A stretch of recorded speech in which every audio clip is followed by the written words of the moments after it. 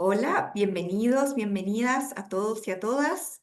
Vamos a esperar unos minutitos para comenzar. La gente se está conectando, hay mucho interés el día de hoy, así que vamos a darles unos minutos a las personas para que vayan llegando y en aproximadamente 2 minutos comenzamos. Muchas gracias a todos y a todas por el gran interés y por estar aquí con nosotros el día de hoy. ¿Sí? Vamos a esperar 2 minutitos más y partimos. Así que es el momento ideal de tomar un vasito de agua, cerrar una puerta, arreglar el gato, cualquiera de esas cosas que uno necesita hacer antes de una charla. En 2 minutos partimos. Bien. Bienvenidos y bienvenidas a todos los que se van conectando. Un gusto tenerlos con nosotros el día de hoy. ¿Sí? Y mientras vamos saludando a las personas que se están conectando con nosotros, les comentamos que esta presentación va a ser en inglés con traducción simultánea. Ustedes pueden en el Zoom escoger si quieren escucharlo en el idioma original, en inglés o en castellano, ¿sí? Así que muy bienvenidos a todos. Veo a algunos conocidos. Hola Francisco, ¿cómo estás? Tanto tiempo. Qué bueno verte con nosotros hoy. Mientras la gente se termina de conectar, yo me voy a presentar. Mi nombre es Mariana Fulgueiras, soy coordinadora de investigación en el Laboratorio de Innovación Pública de la Universidad Católica. El Laboratorio de Innovación Pública es una iniciativa conjunta del Centro de Políticas Públicas y de la Escuela de Diseño, y además es parte de una red de laboratorios de innovación llamado DesiSlab. Y lo comento porque Lara hoy aquí con nosotros. Bienvenida Lara, estamos muy orgullosos de tenerte con nosotros, muy contentos. Y Lara coordina también un laboratorio de CIS, pero en el New School, en Nueva York. Así que muy bienvenida Lara y muy bienvenido José Alart, nuestro subdirector también del Laboratorio de Innovación Pública. Y con José vamos a estar conversando hoy en el honor que tenemos de estar con Lara. Muy bienvenidos todos y todas. Gracias. Em, Les cuento que esta conversación se da como marco de una iniciativa que se llaman las Conversaciones LIP, ¿sí? Junto con José Alar, subdirector del LIP, vamos a estar con Lara Penin hoy, quien nos dará la charla Diseño de Servicios Cívicos, reflexiones críticas sobre diseño, participación y poder. Lara es arquitecta, urbanista y diseñadora. Actualmente se desempeña como vicepresidenta de la iniciativa de ciudades de The New School. Es profesora de diseño transdisciplinario y cofundadora del Parsons Thesis Lab. Fue directora del MFA en diseño transdisciplinario entre 2015 y 2019 y además es co-líder del Graduate Minor en Civic Service Design, sobre lo cual nos va a contar más hoy. Antes de dejarlo con Lara, para los que se acaban de conectar, les comento que la charla será en inglés, pero contamos con traducción simultánea. Para eso deben presionar en la opción que les da la barra de herramientas de Zoom en la parte inferior y podrán escuchar en español. Hay un icono de un mundito y ahí pueden escoger el canal en el que quieren escoger la charla, ¿sí? Los invitamos durante toda la conversación a dejar sus preguntas en el chat y José y yo las vamos a traducir y hacérselas a Lara una vez que terminemos de escuchar la presentación. ¿Sí? Así que sin más y ya somos hartos, vamos a comenzar. Lara, welcome. It's amazing to have you here with us. We're very happy. Thank you for accepting our invitation. Thank you so much, Mariana. Thank you for inviting me. Jose is an old friend, so it's wonderful to reconnect with Jose and get to know you, Mariana, and all the team. I've mentioned that I have several students from Chile, so I'm really excited to be talking to you. Should I share my screen then? Yes? Yes. Okay. And I'm going to silence myself so I don't Okay. interrupt. Sounds good. So I will get started, and I ask Antonia and you all to keep me. I tend to speak more than I'm supposed to, so please help me keep in time. And desculpa por no hablar castellano hoy. Yo soy brasileña, debería hablar mejor, pero hoy no puedo. Entonces, now I'll switch to English. I'm so sorry. It's a disgrace that I'm not speaking in Spanish with you. I should. Um, so I just wanted to share with you, thank you, Mariana, for introducing me, all the roles that old people like me accumulated over time, I guess. But I wanted to share some of the writings I've been writing about service design a lot, and also design, social innovation, social design, especially since I'm from Brazil. I studied in Italy. I feel also connected to all the Latin American and South American history. I edited the book of Gibbon Siepi, and now I'm launching early next year the a collection of chapters. My friends Alison and Daniela San Giorgio from Milan and London, respectively, on trying to open up the discussion of service design into more critical agendas and also plural perspectives. We felt the need to really crack open this world. And I'm also working on the second edition of my first book, Designing the Invisible: Introduction to Service Design, really trying to uh, also update. So much has happened, right, in almost 10 years. And so today I will try to do precisely that, try to sort of share with you my thoughts ongoing, right, as things move so fast these days. Uh, I work at the DESIS lab. I'm not going to go through all of this. We do projects, as part of our work in the lab. We've been doing since 2009 when we started the work here at Parsons in the New School. And we do teaching, publications, all of that. I started my work here very much looking into, very much influenced by Jose and my common professor Manzini, the idea of creative communities, social innovations, and collaborative service happening, let's say, on the bottom up, people doing things by themselves. And quickly, our lab saw the opportunity to start then bringing the perspective of collaborative services and participation into the public sector. Can we bring this kind of thinking there, this way of working? When we started, we had several partnerships with the city of New York. We started working with them in terms of creating service design capacity within the public sector, within the city of New York, and we helped launch a service design lab in the city. And we did several projects that I think really were important to create a sort of to kickstart, let's say, this way of working in community here in the city. More recent work, I've been reconnecting to Brazil a lot, and I wanted to share very briefly this project that we are working in social housing in São Paulo, having to do with this not-for-profit organization looking to house unhoused people or people in vulnerable situations. There are housing crises everywhere. São Paulo is for sure one case, here in New York also. But it's interesting here because it's more of a nonprofit, but also policy oriented. It's a demonstration for policy. And it's really also thinking about housing as service. So it's a work that I'm very proud of. We joined forces with this group of people.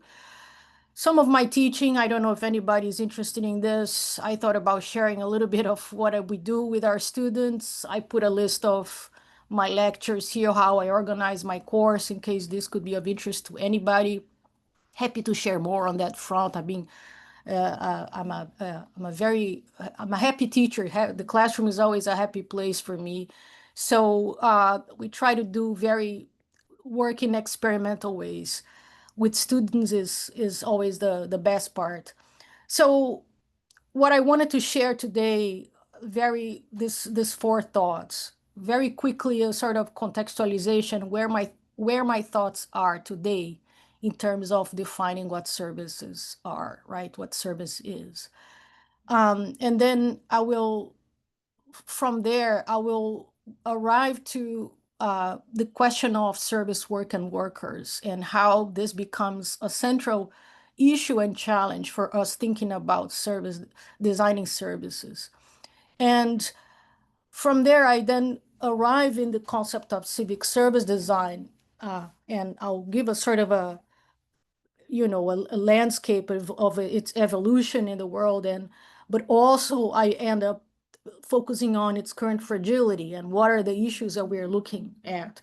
And I will try to share at the end a sort of set of principles very modestly. I don't have any, I'm not covering everything. It's just one contribution that I hope could help us getting into the conversation, which is really what I wanted to do. I want to arrive in the Q&A because the conversation is really where it's at. So I start with this notion of what is service, right? Which is a question that I've been asking for a long time, trying to understand how can we define, is this kind of amorphous entity. And for designers, really difficult because we like to have an object. An architect by training, right? We think of buildings, we think of material world or digital systems and all of that. But I argue that we need to make this effort because services are life's essential scaffold, right? The service worlds we live in, they exist in the background. They haven't been designed per se necessarily, but they're not clear because the boundaries are not, they're embedded in our social practice and institutions. So it's really difficult to pull apart. We just want to take the subway. We just wanted to go to school. We just wanted to pay something and so forth. We don't, or get treatment in healthcare. We don't think about what's there. It's really the root of the primary human experience. And I think I say this because there's a certain tendency in the service design world to really see services as monetary exchange or economic activities only. And I really don't want to be reduced to that. I think we should be opening a little bit more. I look back into history. I love the work of this scholar, my colleague at Northeastern, Miso Kim, who traces the history, Western history of service and goes back to the idea of exchange of labor, but also the idea of service as assistance by contract. You pay someone to do something for you, essentially. And it's uncanny to me, the comparison between these two images, Rembrandt's 1600s, the big philosopher there. You can see a little person in the bottom right part of this oil painting, which is a servant taking care of the fire for the master, right? And how different or how similar that is to the image on the right, which is a still from the feature film Roma. It's a Mexican film that I like very much, that portrays uh, the servant class in Latin America. I think we can all relate to that, especially when it comes to uh, uh, indigenous peoples and also Black Latin Americans. So I think there's race, class, and gender, and all of these things playing out. But what I find interesting in this conversation is that you go back into all of this history, and the idea of servitude is pretty much coming back, with the contemporary objectified labor. And that has to do with the industrialization of service. And the industrialization of service, for me, really is where we can see why service work is so essential to everything we do. Because if when we start, industrial revolution, all of that, we had industrialization of goods, production lines and all of that. But when we think about service in terms of its industrialization, it's a completely different story. We're talking about a completely changing relationship between employer and employee, and also a fragmentation of the labor force, because through platform capitalism, and I know that's true in Chile as well, we have this independent associates, which brings a lot of possibilities, independence of work. If I work for Uber Eats and whatnot, but I also I'm not in touch with my coworkers, and therefore everything that we can do in terms of organizing and working towards better conditions, etc., it's all becoming more and more difficult. And all the labor rights that were so hard fought over more than a century are certainly we're basically going back in all of that. And I think the other thing that I wanted to say is that I say this in the second edition, actually in one of the books that I showed earlier, the chapter that I wrote with my colleague. We talk about this service job pyramid. We have, the knowledge workers at the top, white collars, including ourselves, college professors. So we're there, right? And then we have an army of service roles at the bottom, pretty much supporting everything there. And and i i see also everything that's wrong in society. You can see here, right? It manifests in this way. All of the inequalities, all the prejudices, all of the issues, well, are somehow contained in this pyramid, I believe. And you have this new, precarious kind of class, the pink collar, brown collar workers.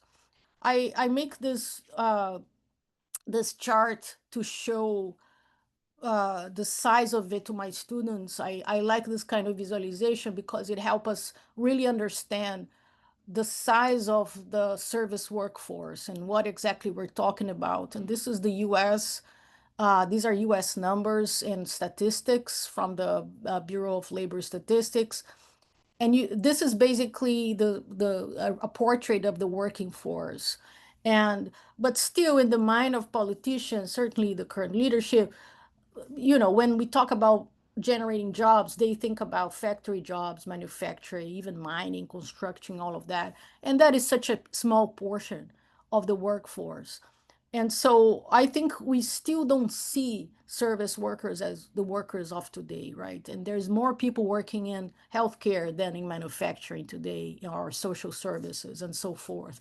And part of that, the little guy with the bicycle here, the wonder is the growth of gig, independent, non-standard workers. This is almost a third of the American workforce. It's much more in other parts of the world. And of course, COVID came. I don't know how things were in Chile, but here where I live in Brooklyn, in New York, there was this everybody clapping, thanking service workers, healthcare workers, uh, you know, uh, more visible workers, the essential workers, I think that's how we called it, and everybody working in healthcare uh, were revered, and everybody was thanking them, all this graffiti art, etc. But still, I think it was a big moment of people begin to see more of this visibility, but certainly not enough. And then, as I come from the way they call the global south, I like also to point to the fact that most people in the world are actually informal workers, so they are part of this undesignable or undesirable sort of a mass of people working, you know, on a daily basis to sustain themselves, but really more on an informal base, right? And that happens even in rich economies like in the US as well, with people having more than one job. So you have a whole class of the working poor, informal, and then rising new precariat. Back office tech jobs, it's a sort of everybody working in Amazon warehouses or training AI systems. We know that that might change as well. But it is a sort of a less than glamorized version of tech jobs that we like to keep, hidden from eyes. The invisibility of workers comes again. And then, you know, post-capitalism, post-industrialism, that's something that is very much present in discussions of especially the design community in the US, because, a lot of its the industrial design especially has risen in relation to the automotive industry. Detroit is a city that represents this post-industrialism, a city that entered the great decay after losing closing plants, Ford and General Motors and so on, the rise of automation uh, as a big culprit for that.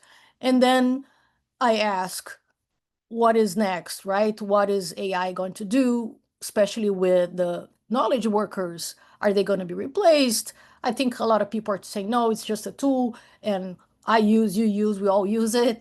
But how is that going to affect change? I put a picture of an empty office in Midtown Manhattan here. And as all of these things happen, I look at the public service and the public sector as one of the few sectors where care, equity, and accountability remain central. So it's where I think we can make a difference in terms of the work we do. And this is where really I wanted to get, right? Public service as social equalizers, and a way for everybody to get care, right, is the primary source of public interest. And it's where you can measure how well a society does in terms of taking care of its own, right? It's people, I want to say citizens, but it's residents, everybody who's there. And it's it's where you get people who has nothing to get access to basic stuff like public health, education, etc. So it is really where we can reduce inequalities in societies anywhere. And I'm interested in entering this as a as a designer because I think often this large administrative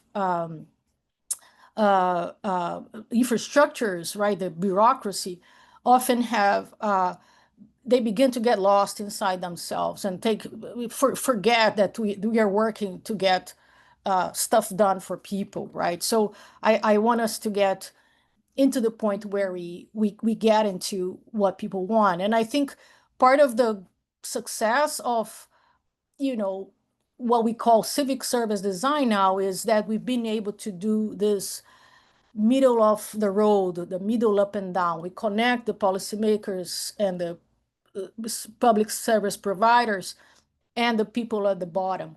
Can we designers, because we're good at understanding what people want. We are good at talking to people, right? Human-centered design. We can use participatory approaches to be these brokers of knowledges of worlds and interpretive demands, right? The translators of data and policy up and down. So 10 years that we have been, at least or more than 10 actually, observing design labs within government. Civic service design in the city of New York is a good partner of ours. Uh, and you know, Desis Lab, we helped establish this. We are founding partner of this group. They are small now, but still making some difference. Is the first one in a municipal scale in the city.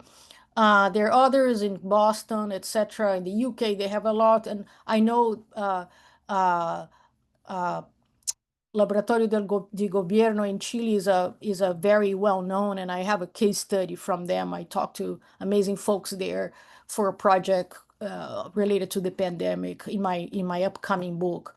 So we have that. We have also service design labs outside government. We have a number of those in the US. I think these tend to be very, perhaps more valuable for many people because they are able to keep their independence here. And I'll talk about how many of the, especially in the federal level here, they have been shut down recently. A lot of knowledge has been lost in this. But many of my students want to work in these places. This is where they want to go, and I have a number of them working in each one of those that I show here that tend to be more grassroots, more community oriented, more based on locale specificity, and try to make a difference in this way. I put this case study here. I was going to put the Chilean case, but I opted for this one instead because of its significance in the moment in time we're living in, right? This is a project that called the Life Experience. This is a project that was put together by 18F and GSA. 18F was a civic design team that was completely, entirely laid off. They were dismissed overnight a couple of months ago in the famous Doji layoffs at the beginning of this year. This project somehow managed to stay alive and running. So this is a project that I'm including in my book. So and also I have two former students who are part of this team, and the idea here was to focus on big life transitions, life moments when people get, birth, retirement, disaster recovery, etc. And they wanted to create to re-examine these big moments in people's lives and see what is the system of services surrounding them and what are the things that are not working that need to be transformed. And the most interesting part for me in this project is that they tried, instead of fixing touch points here and there, they try to really look at what's happening across agencies, right? Because a big problem that we know is that you have siloed administration and people don't talk to each other. And we, the citizen, the user, we don't know that. So we are kind of sent around, and it's all very inconsistent for us in terms of our needs as users. So what they did, they employed participatory ethnography. Um, it's not new, but it's new there. It's new in this context, and they try to come with idea of a systemic service redesign with the people at the center. Uh, so really, they managed to do that for several life moments. This one that I show here is related to someone giving birth and how uh, difficult it is and detached from their basic needs as they go through the process. Um, and they were able to implement several of these changes in policy and service level, and they keep putting updates. I put a small updates from last year, but it's still live. And so I think this the main message that I wanted here is that there is institution resilience uh, that was constructed through this inter-cross agency cooperation, collaboration, design centered, and that was able to outlive all this turmoil of everybody being dismissed overnight, and all the, I don't know if you know, the federal government here is now in a big shutdown. There's a terrible situation. But anyway, this is a proof of resistance, but also a a sort of a important signal in terms of the vulnerabilities that we have, because it's everything depending on the political will of the moment, right? If the administration changes, what happens? Can it be shut down or what? Uh, we we were very worried about this case, because we know the people. They are, again, our friends and colleagues and former students. So we wrote this open letter on LinkedIn um, about the dismantling of this federal agency. We said attacks on civic service design are attacks on democracy, because that's what civic service design actually does. There's a disguise of efficiency that's really masking this authoritarian shift, and eliminating people will not result in better service. So that's something that we're saying, and a lot of knowledge, a lot of memory is being lost in all of this, and there's the risk of the erosions of institutional foundations of democracy. So civic service design is really this democratic part, and really an important part of democratic infrastructure, right? It's really a way we can shape service, but also shape our governance systems and the government itself. I'll end by sharing a few principles that I've came up with. I'm not going to go through this, but I thought that, if we focus on workers, we can solve a lot of our problems, so to speak. But it's just a few uh, sort of principles for worker-centered practice that can be applied in the context of civic service as well. But essentially, the idea of if we look at public services, if we look at the people who are at the root of the public services, I think we get closer to the truth. Um, I also designed this workers tarot with my Chilean former student Antonia, and I'm proud of this work because it's more of a thinking tool. You know, it's not going to solve everything, but it helps us designers recenter our processes and putting the worker at the center of our project. I think I think I'm over time. I'll stop here, stop sharing. I hope there was any sense in what I was saying. Everything is very much where I am. Yeah. It's a continuous reflection that we have in relation to all of this work. But these are the things that I'm interested about right now, and I have a lot of concern too. Yeah. Lara, thank you. That was so incredibly interesting. I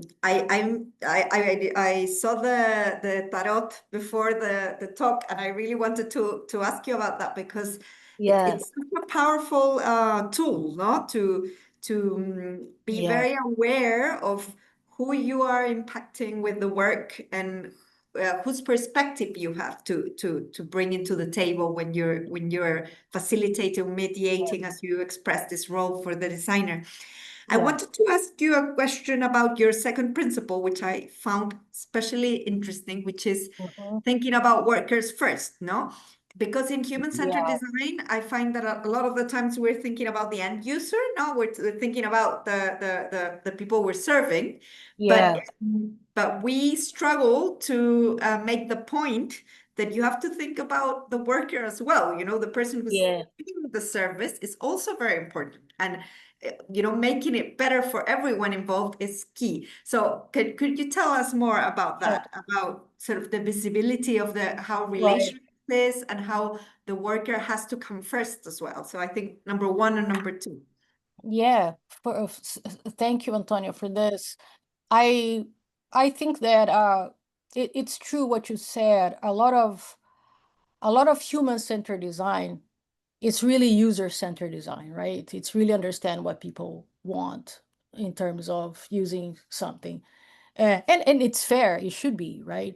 But if we talk about human-centered design, we have to look at all humans in the equation, right? And I think the workers are kind of neglected, have been neglected in the way that, even if the way we think about participation and participatory processes, we think about focus groups, we think about user interviews, user testing, and so on.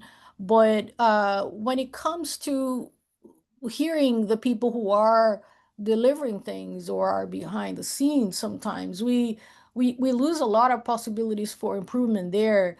And there are several questions there, uh, depending on what kind of service that is, right? If it's a full digital service is one story. If it's an in-person is a completely different, because it involves, you know, face-to-face, emotional labor, and a number of these things. But I feel like we haven't done enough in this space. We haven't heard workers enough. And now that I see a lot of this workers in the public sector being dismissed, being fired, essentially, we can see, and I'm just waiting to see the results of this, how that will impact the quality of service for users in the end. So I think it's basically shooting yourself in the foot, because it can only result in worse services, worse access, worse everything, right? So I think it's just a way we're not used to thinking that way as designers, but I think it's an effort, and the tool, the tarot, it wants to do that. It's just wants to shift our minds a little bit. What if we tell the story of this project with the worker at the center? That's the question that I ask in all of this. Lara, can I can Yes, I can please, I Jose. ask you a sort of provocative questions because it's interesting you are putting worker first in this sort of manifesto, Yeah. in times when public services worker seems to be under question, not Yeah. only in America. You already mentioned this Department of Government Efficiency Yeah. that used to be led by Elon Musk, but Yeah. also in Chile, the part of the political discussion now. We are in a presidential election soon. Election. Yeah. Mm-hmm. So one of the points on the discussion is how to reduce the government weight, Mm-hmm. and many of the criticism has been pointed out on uh, public workers who are not necessarily doing their job, and how many citizens feel they have been put behind this sort of privileged group of people who are. Yeah. So I'm wondering this time how this idea is also full of also a political agenda. It's full of political agenda. And I think maybe in my experience, Jose, I think there is a big difference on how public servants are perceived in Latin America and the US. I think it's very different. I think because of Latin America in general has this history of nepotism and employing the mayor of the city employs the wife and the two children and the dog. That's a common story. uh, I think we have this notion as part of what we do, and I think it's true. If you go and look into the public sector in many places in Brazil, it's a complete disgrace, and you have a lot of people basically just getting a paycheck but not really working much. Mm. So I think efficient is essential. I'm not saying all of this to say no, we have to be efficient. But I think the problem is that I think they are using the disguise of efficiency to get rid of people and to essentially privatize all public service. That's at least what I see here in the United States. And I think that is a problem because, as I said earlier, my argument is that the public sector is kind of a social equalizer. And if we put, and here, I don't know, in Chile, I think it's a little bit different, but here, all this the healthcare is privatized. And then you begin to get caught as a user, as a patient. I get caught in all the conversations between my primary care physician and the specialist and the networks and the insurance. Everybody's making money out of me, right? So, but the priorities should be treat me, get me better. I want to feel good, but instead we have to. Everybody wants to make their buck. So I think it's an issue if we put everything, basic stuff, education, healthcare, even transportation in urban cities, uh, outside the hands of the public. I think it's an issue, and I think that's what they're trying to get here.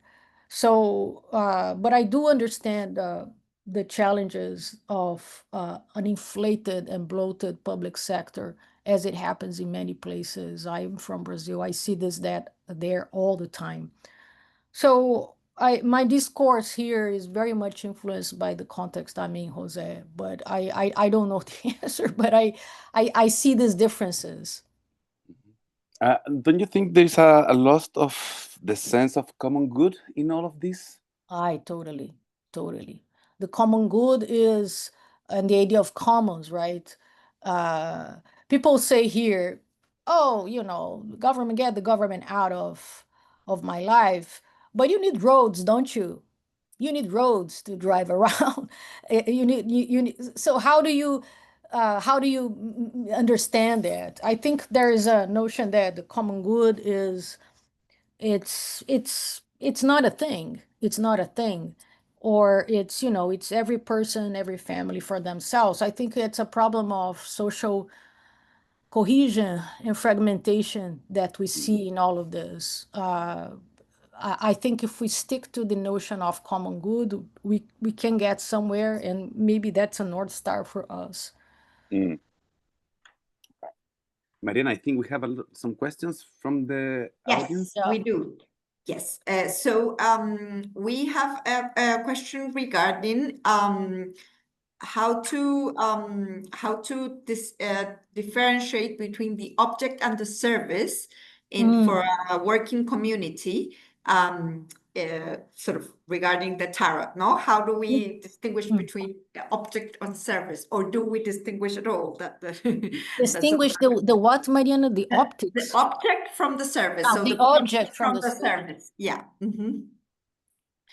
That's one question. And then we also, I'll give you a couple, and then you can, there's also a question about, from your experience, if it's a more sustainable to think about this civic service design from public-private alliances, or just from thinking it from a public organization perspective. So it does public and private alliance make it easier, or is it more of a capability we have to develop in the public sector? So we have those two. Yeah, can I start with the second? Because I think it's easier for me to jump here. I think absolutely, and yes. And in fact, if you look, one thing that I learned here is that if you look into the ecosystem of public services, they comprise not only public organizations, but you have a range of smaller organizations, mostly not for profit, but some for profit, that operate in partnership already with the public sector in delivering parts, at least, of some services for the public. So that is a reality that happens. I think it needs to happen. It's impossible to imagine that one entity can solve all the problems of the public. There is the risk of bureaucracy becoming really very stiff. There is the risk of corruption and all of that, because you create the opportunity for that. That is a big issue. I come from a country where corruption is endemic, so it's part of the fabric of it. So I think all of that is present, and it needs to happen, the public-private alliance. The question that I would always pose is the notion of common good, as Jose said.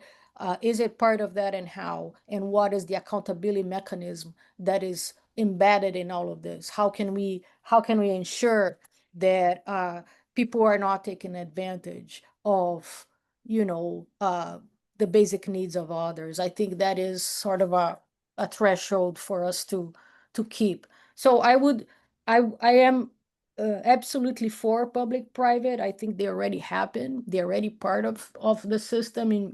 I was surprised to see how, for example, the whole financial literacy and financial aid system here in the city works, and it depends and relies a lot on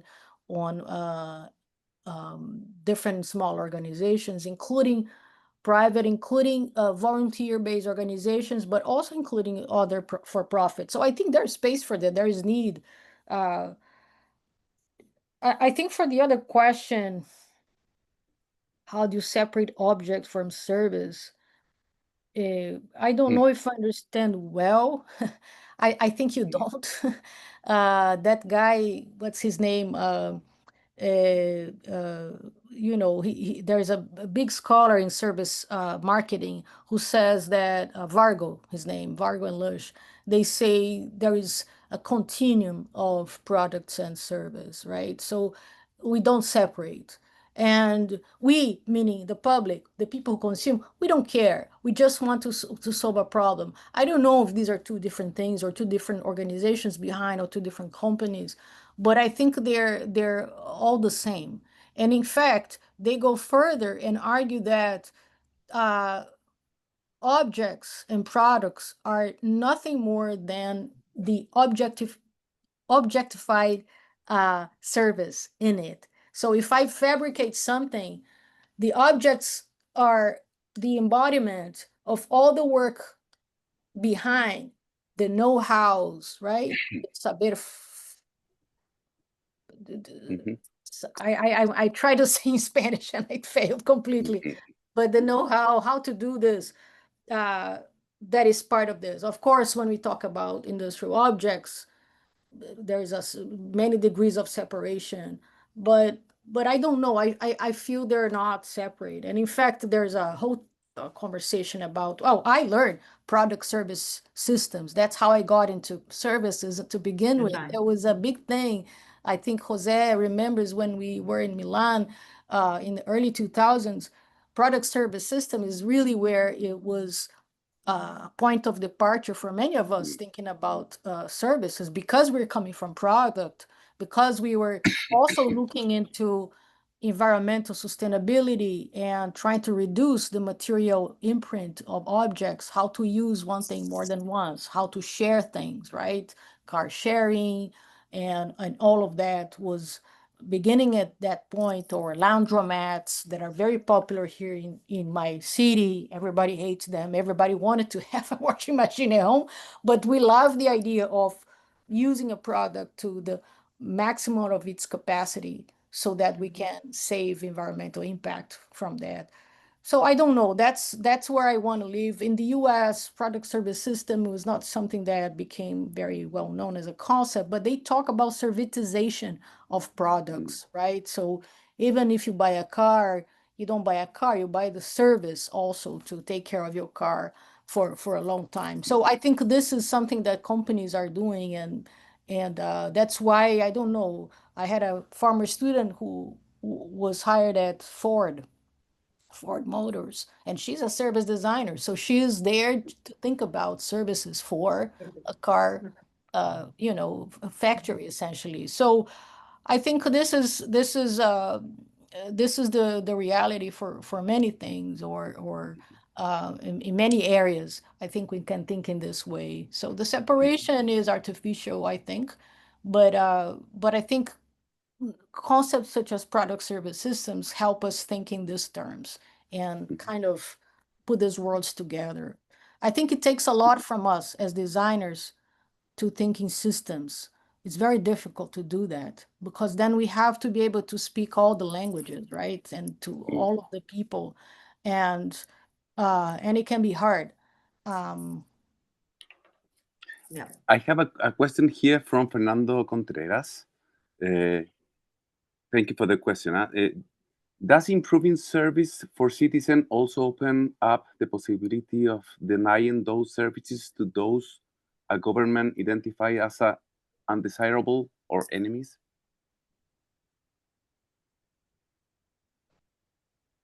I don't know who are the enemies, and I Oh don't no, know. no, but in decibels, in people The that it's not invisibles, no undesirable. For example, undesirable. I guess I don't know, Fernando. I'm trying to interpret it, but for example, migrants or those Nah, who homeless, the homeless. homeless, exact. For example, Yeah. Okay. Yeah. or wokes. Um. Uh, Is it a risk? a risk of what? Sorry, I have to remember the question again. A risk Again, the of. question is, does improving service for citizens also open up the possibility of denying those services to those a government identify as undesirable? I think this has to do with political agendas, no? What are the political agendas of the day? Um, if we talk about the issue of homelessness, which is really important, I think, many people try to, many, uh, governments response to that is, take people out of the street and send them somewhere else, but not in our city, that kind of thing. But if you really want to resolve it, I think there are examples of public policies that have been proved to to to improve the situation. I will give an example because I'm working with folks who are doing work in this area. The housing first policy. Housing first policy is uh, used in many parts of the world, but the idea is that put people in a house uh, first thing without asking too much. Just get a place for people to live, and then you come and provide the rest of the assistance so that can lead people out of it. This is the group that I've been working on in Sao Paulo. One of their actions is related to that. They got a donation from a local church to a little building. They restructured there, a bunch of architects, and they basically took 15 families out of the streets, literally out of the streets, into this permanent housing. And they created a system through which the beginning of payment for rent is very small and very slow. And also they have adopted like social services, psychological treatment, substance abuse treatment for some, and in 1 month, these 15 families already were housed. Everybody got a job. Everybody, all the adults in those families got jobs and were able, because they had an address, because they had stability. Children were going to school with uniforms and everything they needed. So it was a matter of the housing first thing is really a policy that can work for that matter. But what I like about this, the way this group has been doing, is that it is an holistic approach, and it's not enough, and they learn the hard way. It's not enough to put people in an apartment. Things can go terribly wrong. And the payment thing is very hard too, because if you're living in the streets, you're not paying anything. You're not paying rent or electricity bill or anything, right? But once you get housed, uh, you begin to enter in the system of financial compensation for things. And it can be very daunting for many. So how to get support to build your way there. So the support for through social workers essentially is proved to be a important essential part of this. I don't know if this was what Fernando was asking, but I think that uh, all of these are choices that governments can make. In this particular case, this is a not-for-profit, and what they are doing this one project. It's 15 families, not going to solve all the problems. There are hundreds of those, right? But they are showing a way out. It's what I call the demo project. That's our job. That's the designer's job, in my opinion. You put something out there, it's a demonstration. It can work. And you show this to public officials and say, well, if you adopted this as a public policy, here's the proof of concept. It's working. And it can be scaled up in this and that way. That's exactly what they're doing right now. So they have begun to, with this kind of experiments, try to use those as a sailing selling point for changing policies and adoption of new policies. And some of them, I think the federal level has heard them, um, but it really depends also in local. In the case of homelessness, I think it's the city level that really counts, right? Um, but I like this example. I think it's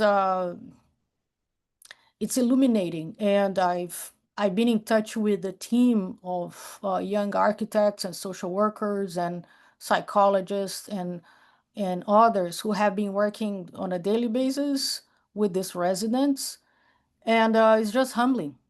It's just humbling, and you learn so much about, I guess, human nature and the possibilities. Um, so you just give some dignity to people at some point, and then things can grow from there. I think a lot of what we're talking about is that has to do with dignity. How do we preserve this? How do we recuperate that in many sense, in many contexts where this has been stripped away. A lot of social issues have to do with this, in my opinion. Lara, there's tons of more questions and very little time. I wanted to maybe do one related to the teaching aspect of your extensive career, which is also very inspiring for us. There's a question about working with industrial engineers or with others in general. So Yes. I wanted to ask how, from your teaching and from your transdisciplinary experience, what benefit do you see about the transdisciplinary, about working with others, about, understanding perhaps processes that are from other disciplines? Oh, yeah. Just a bonus question in there as well, the role of accepting mistakes and not being afraid of mistakes, because I think those are both things that can relate to the teaching and Oh, yeah. experience there. Oh, I love that, Antonia. Thank you so much. I work, my students come from all areas.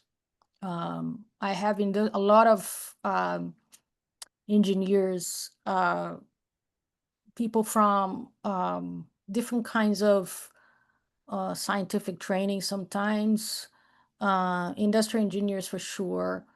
Um, um, I think to work truly across disciplines, you have to be able to recognize what is that each one can bring to the table, right? And be open to learn from each other. It's very hard to do that, and it doesn't work all the time, I feel, but I think it's needed. And it's, if you think about, you talk about teaching and pedagogy, problem-based learning kind of thing, right? There's this architect that I loved, Lina Bobardi, who was an Italian Brazilian architect who designed amazing landmark buildings and museums and stuff.